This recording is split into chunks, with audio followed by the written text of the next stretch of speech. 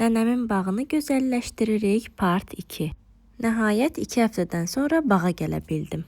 Bağa çatan kimi əynimi belə dəyişmədən gedib əvvəlcə dibçəklərə baxdım. Sonra göbələklərə baxdım. Şükür ki, onlar istədiyim kimi alınıblar. Düzdür, yumurta qabının izləri qalıb, amma buna baxmayaraq çox gözəl alınıblar.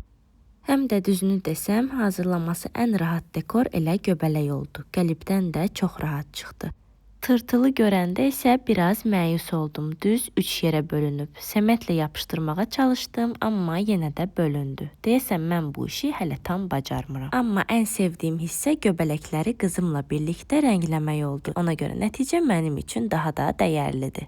Hazırladığım tırtıl 3 yerə bölünsə də yenə də onu çox sevdim. Yadınızdadırsa, keçən videoda demişdim ki, nəsə dibçəklərdən gözüm su içmir və deyəsən hisslərim məni aldatmayıb. Təəssüf ki, dibçəklər alınmayıb. Bir də keçən videonun altında izləyicilərim məsləhət görmüşdülər ki, parçaya 2 qat sement çəkim. Onu da yoxladım, amma yenə alınmadı. Ya mən düz etmirəm, ya da seçdiyim parça uyğun deyil. Əgər aranızda bunu hazırlayan varsa, mənə mütləq yazın. Bəlkə sizin məsləhətiniz həm mənə, həm də bunu hazırlamaq istəyən digər izləyicilərə kömək olar.